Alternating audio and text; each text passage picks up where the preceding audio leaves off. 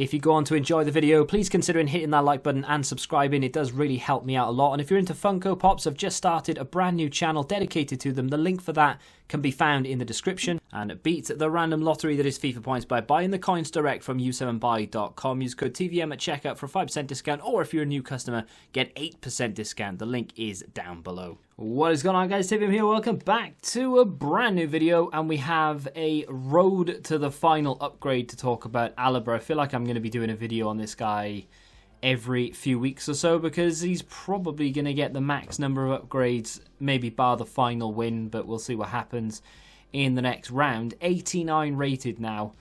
I mean, when I packed him, was he 87 when I packed him? I think he might have been. A very good card then.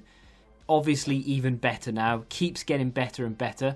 Price-wise as well, there was a time where he slipped down to around 330,000 coins, which would have been the best time to buy him.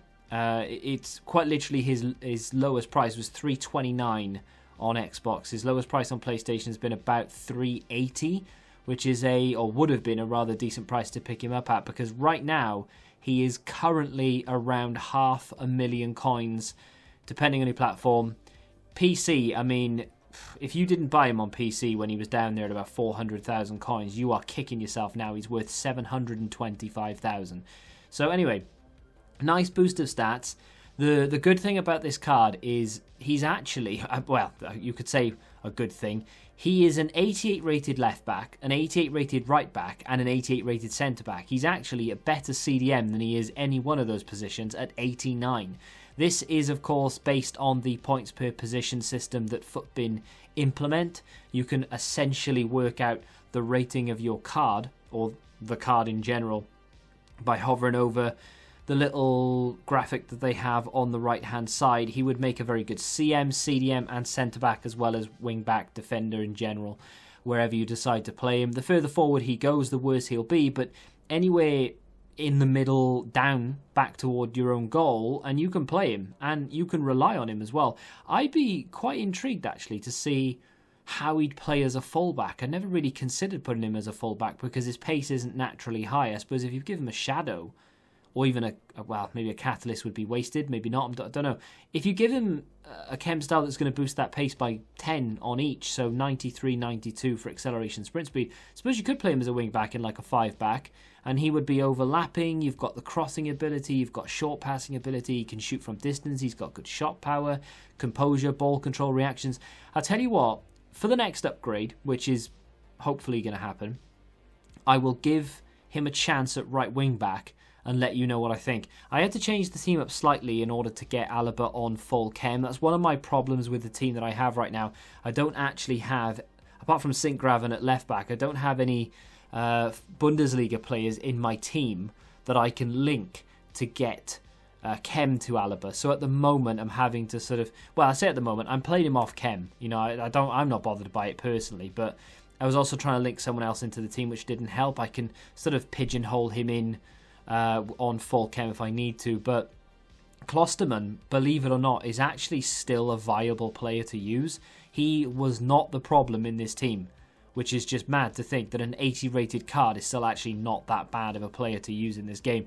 But Alaba is one of those that just gets better and better. Of course, you'd expect him to.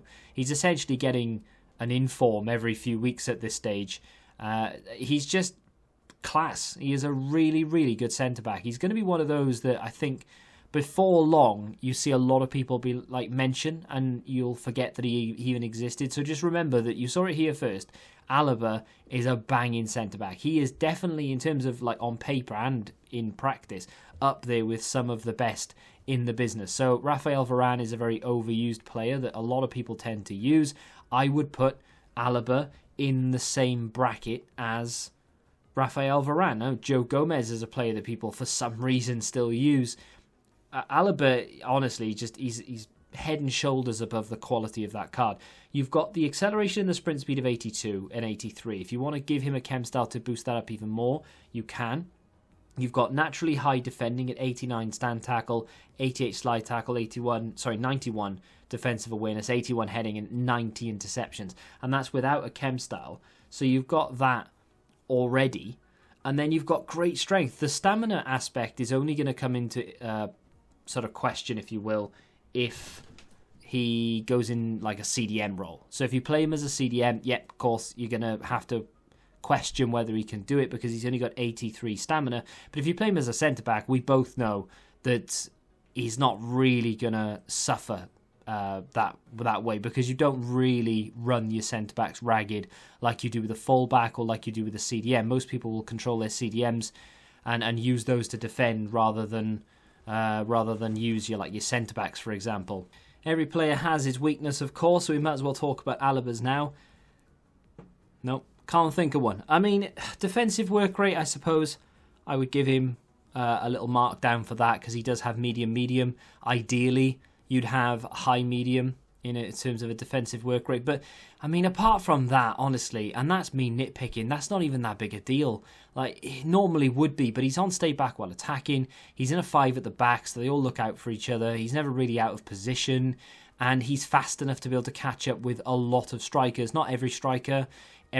Strikers have naturally got more pace than defenders, just the way the world works. But in general, he's going to be able to catch up with the majority of defenders, or at least keep pace with them. He is an outstanding defender, and it's no wonder to me why he commands such a high price tag.